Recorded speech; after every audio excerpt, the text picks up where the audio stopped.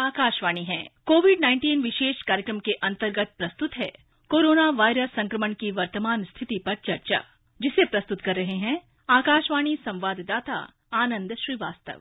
इस कार्यक्रम में आमंत्रित स्वास्थ्य विशेषज्ञ हैं दिल्ली के लेडी हार्डिंग मेडिकल कॉलेज के डॉक्टर हरीश पेमदे। नमस्कार। हम सबका जीवन बेहद अनमोल है। संकट और संघर्ष के बीच अपने आप को संयम, संकल्पित और समर्पित बनाए रखना ही जीवन जीने की सबसे बड़ी कला है।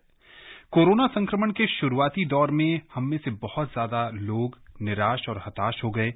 उन्हें ऐसा लगा कि आगे का जीवन बेहद कठिन होने वाला है, लेकिन संयम, संकल्प और कोविड नियमों का पालन कर आज हम इस मकाम पर हैं कि अब हम आगे का रास्ता तय कर सकते हैं, अपने अपने जीवन में तय किए गए लक्ष्यों की तरफ कदम बढ़ा रहे हैं और बहुत जल्द उसे हासिल भी कर लेंगे।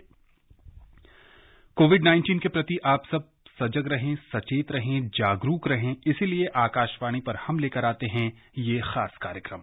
आज के इस कार्यक्रम के साथ हूं मैं आनंद श्रीवास्तव और हमारे साथ हैं वरिष्ठ स्वास्थ्य विशेषज्ञ डॉक्टर हरीश पेमदे। डॉक्टर हरीश, कार्यक्रम में आपका बहुत बहुत स्वागत है। नमस्कार सभी को। नमस्ते सर। इससे पहले कि डॉक्टर साहब के साथ हम चर्चा शुरू करें, हम अपने श्रोताओं को बता देना चाहते हैं कि अगर वो भी इस कार्यक्रम से जुड़ना चाहते हैं तो हमें फोन कर सकते हैं। हमारा फोन नंबर है 011-2331-4444। हमारा टोल फ्री नंबर है 1800-115767। डॉक्टर हरीश, चूंकि आप बाल रोग विशेषज्ञ हैं और बच्चों की वैक्सीन का बहुत बेसब्री से इंतजार किया जा रहा है भारत में और दुनिया भर में भी। भारत की अगर बात करें तो पिछले दिनों जाइडस कैडिला की वैक्सीन की कीमत तय हुई। 3 डोज की वो वैक्सीन आने की बात हो रही है। ऐसे में अभिभावकों के मन में प्रश्न हैं जिनके बच्चे स्कूल जा रहे हैं, बहुत सारी जगहों पर विद्यालय खुल गए हैं, कि बिना वैक्सीन लगवाए बच्चे को स्कूल भेजना सही है और कितना सुरक्षित है? देखिए, इसमें हमें 2-3 बातों का विचार करना होगा जी कि बच्चों को कितना खतरा है वहां जब जाते हैं स्कूल में जी, और कितना खतरा इस बात का है कि बच्चे बीमारी को लेके घर आते हैं और उसकी वजह से घर के जो अन्य सदस्य हैं उनको कितना खतरा होता है।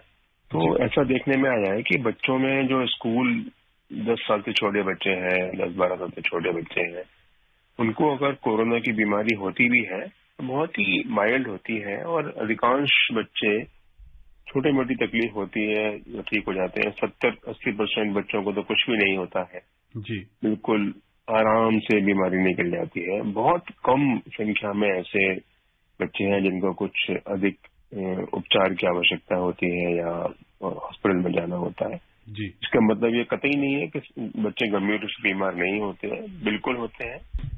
हमने बहुत सारे गंभीर बच्चों को देखा है, बहुत सारे बच्चों को खोया भी है, लेकिन वयस्कों की तुलना में बच्चे काफी कम बीमार होते हैं। तो जो संभावना है गंभीर रूप से बीमार होने की बच्चों में काफी कम होती है, एक हमें ये समझना होगा जी।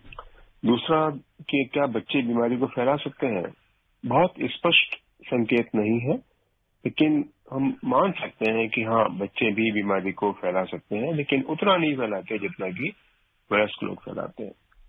तो बच्चों के बाहर जाने से उनकी बीमारी का खतरा तो निश्चित रूप से है, लेकिन वो अधिक बीमार नहीं पड़ेंगे, जो हमें निश्चित रहना चाहिए।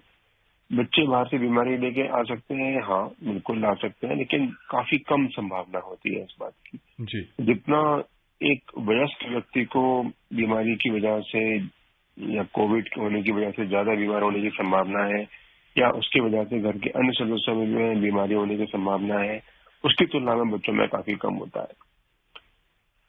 ये वैक्सीन ना लगे हो उस समय की बता रहा हूँ।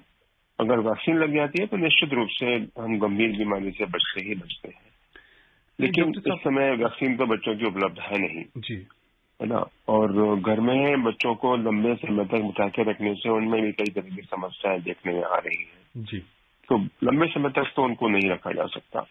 तो जहां तक कोरोना वायरस से बचने का प्रश्न है, वैक्सीन बहुत सारे साधनों में से केवल एकमात्र एक साधन है जी।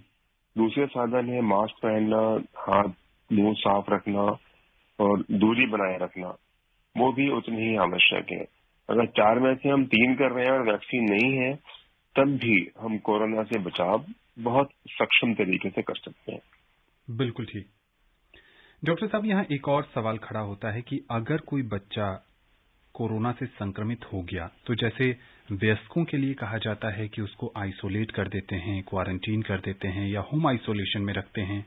बच्चों के साथ ये बेहद मुश्किल है कि उन्हें अकेले किसी कमरे में 14 दिन तक रखा जाए। ऐसे में क्या अभिभावक उनके साथ रह सकते हैं? अगर रहते हैं तो उनको कितना खतरा हो सकता है?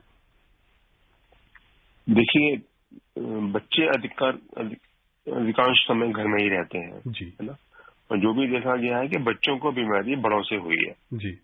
जब हम घर में रह रहे हैं, बच्चे बाहर नहीं जा रहे हैं, 10 लोग बाहर जा रहे हैं, वो बीमारी लेकर आ रहे हैं, है ना। तो अधिकांश मामलों में देखा गया कि वयस्क भी बीमार है, बच्चे भी बीमार है, फिर एक दूसरे से बचने का कोई फायदा नहीं होता है, उनके दोनों ही बीमार है। जी, ठीक है।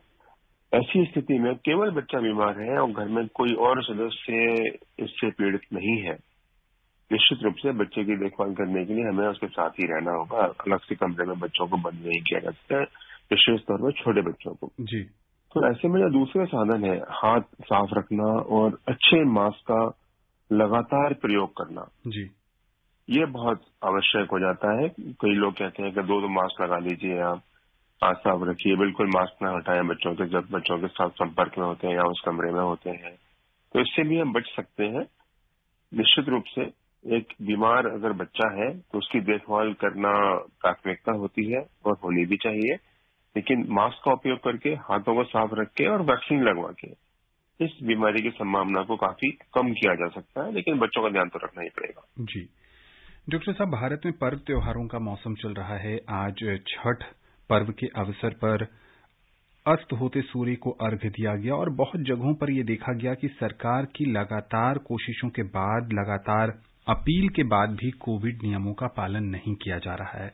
अगर दिल्ली, मुंबई से आप बाहर निकलते हैं, छोटे शहरों की तरफ जाते हैं, तो ऐसा लगता है कि शायद कोरोना नाम की बीमारी छोटे शहरों के लोगों के लिए खत्म हो गई है।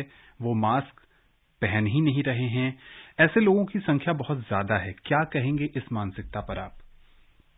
देखिए, कोरोना की जो पैंडेमिक है, बीमारी फैल रही है, उसको चलते चलते लगभग 2 साल पूरे होने को है जी। जब से ये खबरें आना शुरू हुई थी 2019 के अंत में।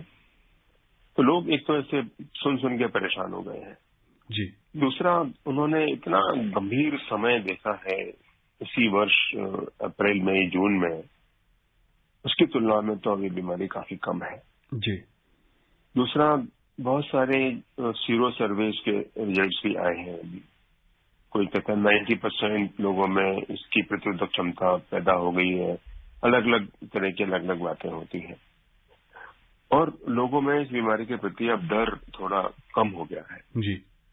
और क्योंकि केसेस दिल्ली में तो कम से कम काफी सारे कम हो गए हैं, पूरे उत्तर भारत में काफी कम हो गए हैं।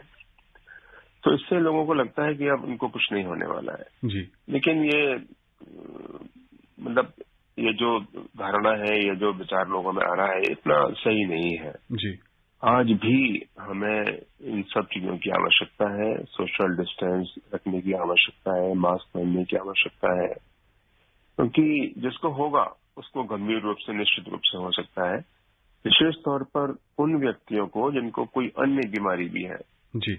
हमने भी देखा है बच्चों में भी, जिन बच्चों को कोई अन्य ऐसी बीमारियां होती हैं, चाहे वो दिमाग से संबंधित बीमारी है या गुर्दे की बीमारी है या लिवर की बीमारी है, उन बच्चों में भी इसकी गंभीरता काफी अधिक पाई गई है। जी। तो मैं तो चाहूंगा कि सभी लोग कोविड नियमों का, कोविड व्यवहारों का पूरी तरह से पालन करें और उन व्यक्तियों के लिए जिनको कोई और बीमारी है, डायबिटीज है, ब्लड प्रेशर ज्यादा रहता है या कोई और दिल की बीमारी है, अन्य प्रकार की बीमारियां हैं, जोड़ों में दर्द की बीमारी है, ऐसी बीमारियां जिनमें उनको स्टेरॉइड की दवाई खानी पड़ती है, तो उन सब से को तो अपने लिए बहुत अधिक बचाव करना ही चाहिए, क्योंकि अगर उनमें से किसी व्यक्ति को कोविड की बीमारी हो जाती है तो उसमें गंभीरता काफी अधिक होती है और देखने में ये भी आया है कि मृत्यु दर भी ऐसे व्यक्तियों में कोविड की वजह से बहुत ज्यादा होती है। तो वो लोग कम से कम इसको अधिक ध्यान रखें, बिल्कुल इसमें ढिलाई ना आने दें और उनके घर के जो अन्य लोग हैं उनको भी इस बात का ध्यान रखना चाहिए, क्योंकि अगर घर में कोई भी स्वस्थ व्यक्ति बीमारी लेकर आया तो उसमें से ऐसे व्यक्ति जिनको पहले से बीमारी है उनको तो हो ही सकती है जी। और उनको काफी गंभीर रूप से भी हो सकती है। बिल्कुल। तो कोविड नियमों का पालन बेहद जरूरी है, लापरवाही मत बरतिए, कोरोना अभी खत्म नहीं हुआ है। कार्यक्रम में पहले कॉलर जुड़ गए हैं, ठाणे से गुरुनाथ जी हैं। गुरुनाथ जी, कार्यक्रम में आपका बहुत बहुत स्वागत है। सर नमस्कार। नमस्ते। डॉक्टर साहब को भी नमस्कार। नमस्ते भैया। और सर मेरा सवाल है सर ये जो हमारा देश है, हमारे देश में जो डायबिटिक का एक हॉबी बन चुका है सर, इनकी इम्यूनिटी वैसे भी कमी रहती है और जो बीमारी है उनको घेर लेती है। तो क्या सर इन लोगों ने जो वैक्सीन लेने के बाद कितनी कारगर साबित होगी? जैसे एक स्वस्थ आदमी होता है, उनकी जितनी इम्यूनिटी जितने दिन तक चलेगी, 6 महीना 1 साल, क्या ये डायबिटिक लोगों में भी उतने दिन चलेगी क्या? Thank you sir. जी डॉक्टर साहब। देखिए ध्यान अलग से मेरी जानकारी में नहीं है कि डायबिटीज के लोगों में वैक्सीन का असर कैसा होगा, लेकिन देखने में यह आ रहा है कि सभी व्यक्तियों में वैक्सीन का काफी अच्छा असर रहा है और वैक्सीन गंभीर रूप से जो बीमारी कोविड की हो जाती है उससे बचाने में बहुत सहायक रही है।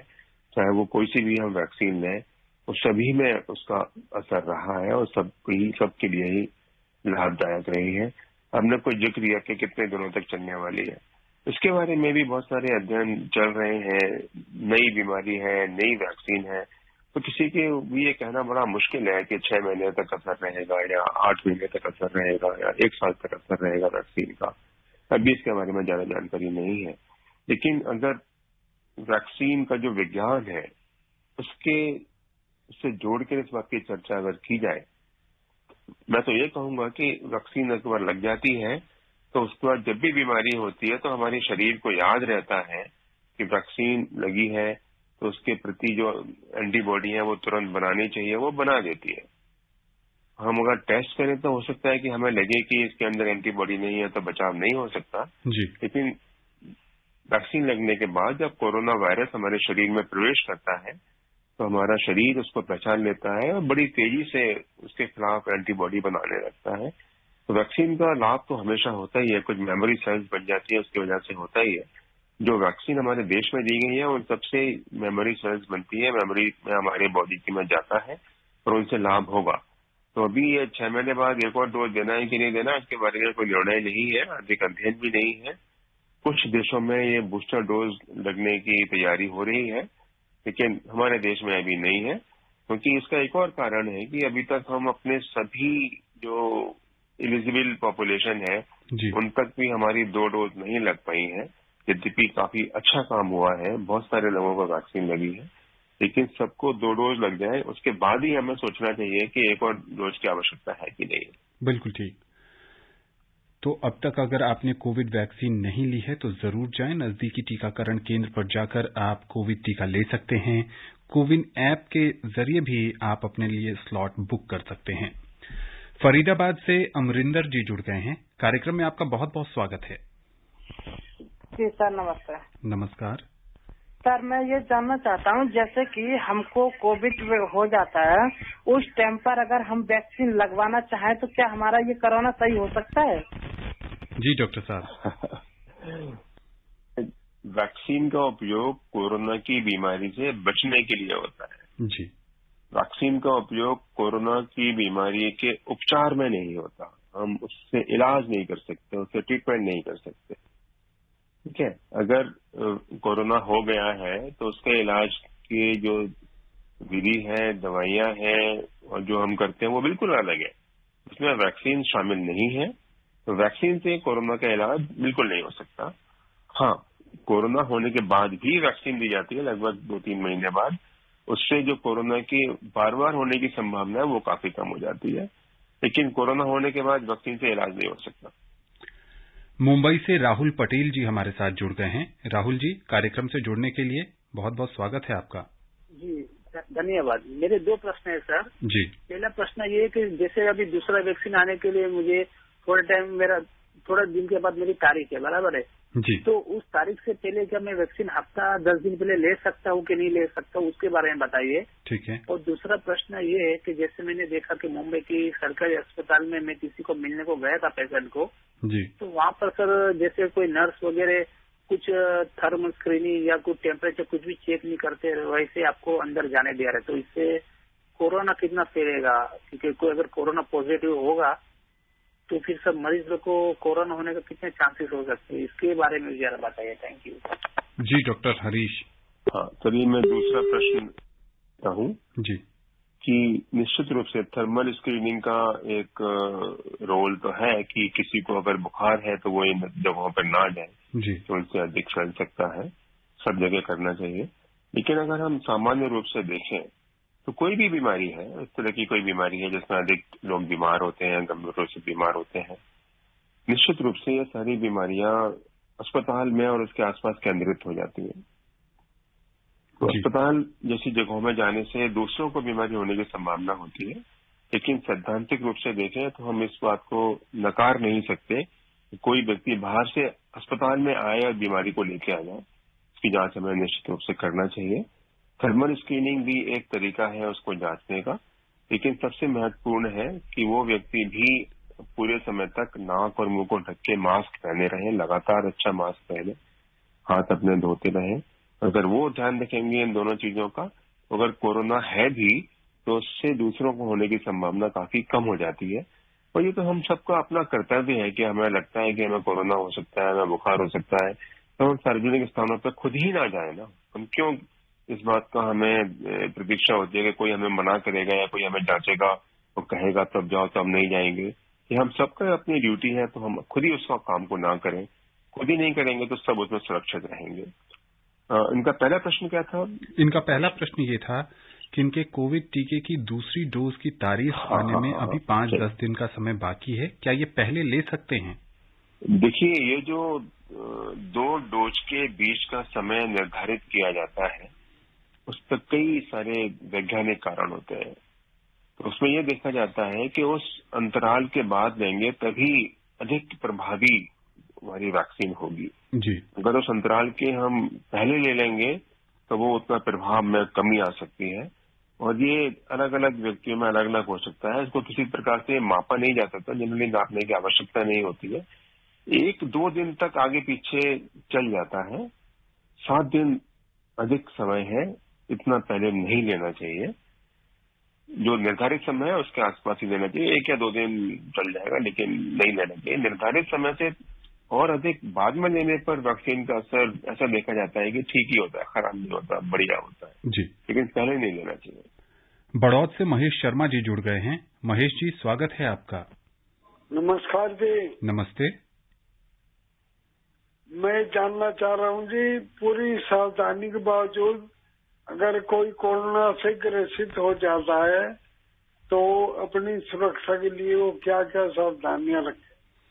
कोरोना से संक्रमित होने के बाद कैसे इससे उबरा जाए और किन सावधानियों को बरतकर अपने आप को सुरक्षित रखा जाए?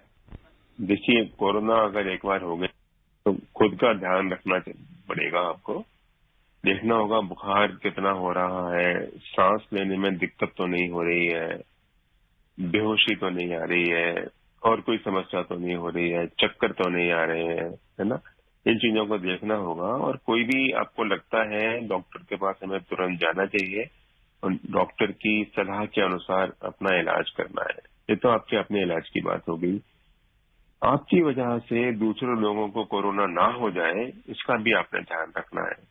उसका तरीका क्या है? उसका तरीका ये है कि आपको अपने घर में रहना है। अगर आप ज्यादा बीमार नहीं है तो, अधिक बीमार होते हैं तो अस्पताल में रहना है।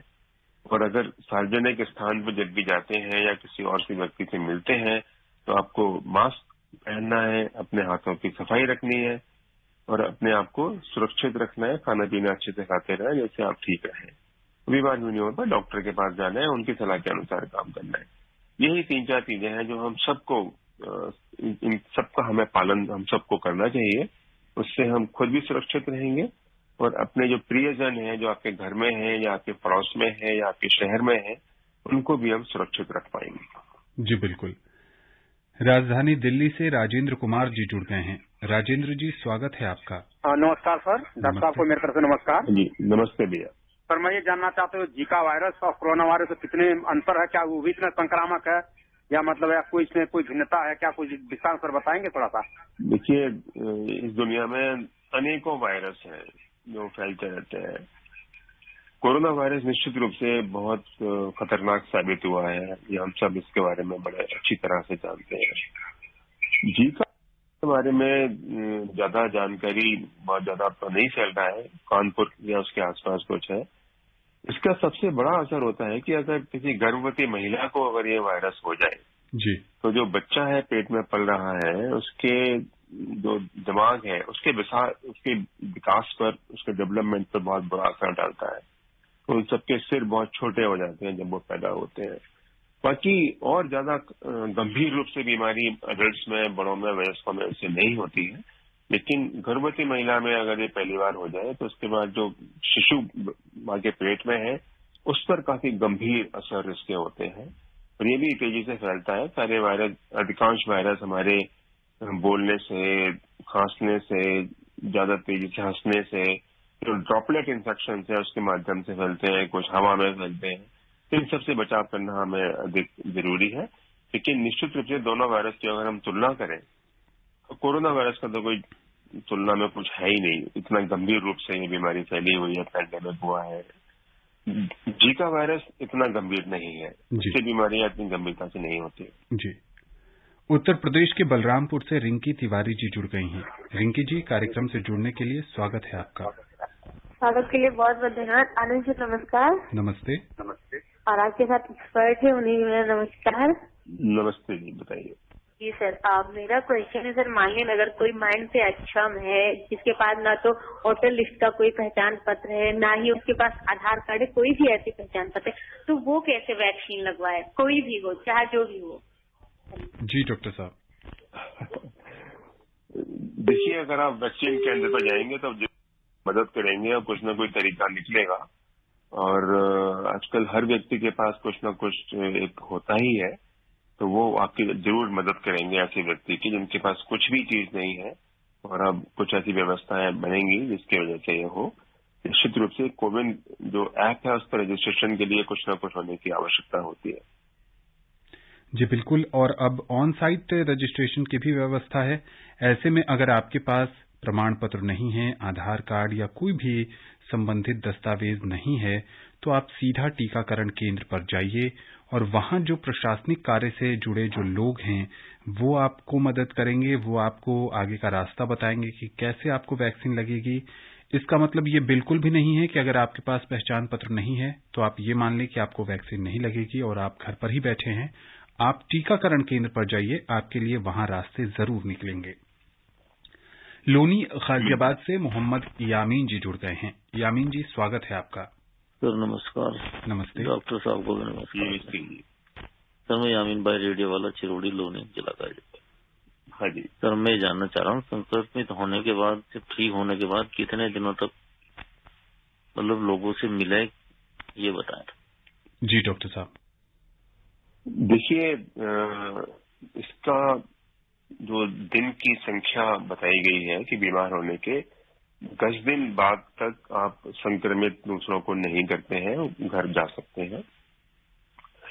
और अगर 2 हफ्ते 3 हफ्ते निकल गए हैं तो निश्चित रूप से आप दूसरों को ये बीमारी नहीं फैलाएंगे। ये भी देखने में आया है, कुछ लोगों को बीमारी होने के बाद अगर वो टेस्ट करते हैं RT-PCR का, उनके टेस्ट पॉजिटिव लगातार आते रहते हैं, है ना। लेकिन ऐसा देखा गया है कि उसके द्वारा दूसरों को बीमार होने की संभावना काफी कम हो जाती है। फिर ये जो समय है कि एक बार संक्रमित होने के बाद लगभग 2 हफ्ते के बाद इसकी संभावना बहुत कम हो जाती है। लेकिन जो संक्रमित हुआ है उसको भी और जो दूसरे व्यक्ति जिनसे आप मिलते हैं, दोनों को ही इस बात का प्रिकॉशन लेनी पड़ेगी। मास्क का उपयोग करना पड़ेगा, हाथ साफ रखने पड़ेंगे, क्योंकि जो एक बार संक्रमित हो चुका है, बहुत बार देखा गया है, उनको फिर से भी संक्रमण हुआ है। जी। उनको किसी को एक स्ट्रेन से हुआ है, उनको दूसरे स्ट्रेन से हो सकता है। तो वो दोबारा संक्रमण होने की भी संभावना है। उससे हमें जरूर बचना चाहिए, क्योंकि अगर पहली बार कोरोना की वजह से कोई तकलीफ हुई है तो हो सकता है कि दूसरी बार होने पर आपको अधिक गंभीर रूप से बीमारी हो। उससे हमें बचाव करना बहुत जरूरी है। महाराष्ट्र के मुंबई से चंद्रभान जी हमारे साथ जुड़ गए हैं। चंद्रभान जी, स्वागत है आपका। नमस्कार। नमस्ते। तो मेरे को बलगम हो गया जी। 20-25 दिन से ठीक नहीं हो रहा जी। क्या करूं? ऐसे नाक से निकाल सकते क्या उसको? जी डॉक्टर साहब, बलगम की समस्या है 20-25 आ रहा दिनों है, से। खांसी में बलगम आ रहा होगा आपको जी। तो वो खांसी का बलगम तो मुंह से ही निकलेगा, नाक से बलगम कैसे निकलेगा वो तो मेरे समझ नहीं आ रहा है। अगर नाक में कोई तकलीफ है, वहां से बलगम आ रहा है तो वो नाक से निकलेगा ही निकलेगा। ये हमारे हाथ में नहीं होता है कि बलगम को हम कहां से निकालें। ये जानना चाहते हैं क्या इसका संबंध कोरोना से है ना? वो भी बताता हूँ जी, है ना। अगर आपको खांसी हो रही है, बलगम हो रहा है, कोरोना बीमारी बिल्कुल संभावना है, कोरोना की वजह से ये सब चीजें हो सकती हैं।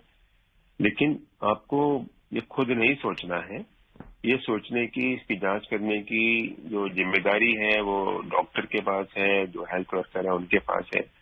आप अपने नजदीक के अस्पताल में जाइए, सरकारी अस्पताल में जाइए, अपने आप को दिखाइए, वो आपको देखेंगे और आवश्यकता अनुसार आपकी सारी जांचें करेंगे। इससे मालूम पड़ेगा कि किस वजह से ये सब हो रहा है, उसका उचित उपचार भी किया जाएगा। अपने आप में सोच के रह जाने से कि हमें ये बीमारी हो गई है उसके इलाज ना करना, ये बिल्कुल ठीक नहीं है जी। आप नजदीक के अस्पताल में जाएं, आपको जरूर से आपकी मदद की जाएगी। जी बिल्कुल मदद की जाएगी, और बिना चिकित्सक को दिखाए किसी भी तरह की आप दवाई न लें, इससे फायदा कम और नुकसान ज्यादा हो सकता है। डॉक्टर हरीश, कार्यक्रम में अब समय बहुत कम है, आप हमारे श्रोताओं को क्या संदेश देंगे जब एक तरफ कोरोना के मामले बहुत कम हो रहे हैं, दिन प्रतिदिन भारत टीकाकरण के क्षेत्र में एक कीर्तिमान बना रहा है, इन सब के बीच संक्रमण का खतरा अब भी बना हुआ है? देखिए, आज की ही खबर अगर हम देखें, समाचार में आ रहा था लगभग 10,000 से अधिक केस आज भी जी हमारे देश में हुए हैं। लगभग 400 व्यक्तियों की मौत हमारे देश में हुई है जी। क्योंकि हमने लाखों की संख्या में केसेस देखे हैं, हजारों की संख्या में लोगों को मरते सुना है जी। हमें लगता है काफी कम है, लेकिन मैं ये कहूंगा कि 10,000 केसेज होना, 400 लोगों को मरना अब भी बहुत बहुत ज्यादा है जी। हम नहीं चाहते कि किसी एक भी व्यक्ति की मृत्यु इस बीमारी की वजह से हो या ये केसेज हो। तो खतरा अभी टला नहीं है, खतरा उतना ही बना हुआ है। हम सबको हाथ साफ रखना है, मुंह साफ रखना है, मास्क का उपयोग करना है। टीकाकरण तो निश्चित रूप से करवाना ही करवाना है। जिन्होंने अभी भी नहीं करवाया है वो टीकाकरण अधिक जरूर से करवाएं। अधिक भीड़ में जाने से बचें और कोविड नियमों का पालन करते रहे।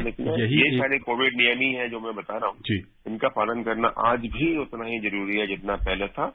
याद रखें, कोविड की बीमारी सबको हो सकती है, एक बार हो गई है तो दूसरी बार भी हो सकती है। जी बिल्कुल, कोविड नियमों का पालन करें, स्वस्थ रहें। डॉक्टर हरीश, आकाशवाणी से जुड़ने के लिए और विशेषज्ञ राय साझा करने के लिए आपका बहुत बहुत शुक्रिया। धन्यवाद, नमस्कार। आप सब भी स्वस्थ रहे, खुशहाल रहें और संक्रमण से बचे रहिए। नमस्कार। कोविड-19 विशेष कार्यक्रम के अंतर्गत अभी आप सुन रहे थे कोरोना वायरस संक्रमण की वर्तमान स्थिति पर चर्चा, जिसे प्रस्तुत कर रहे थे आकाशवाणी संवाददाता आनंद श्रीवास्तव। इस कार्यक्रम में आमंत्रित स्वास्थ्य विशेषज्ञ थे दिल्ली के लेडी हार्डिंग मेडिकल कॉलेज के डॉक्टर हरीश पेमदे।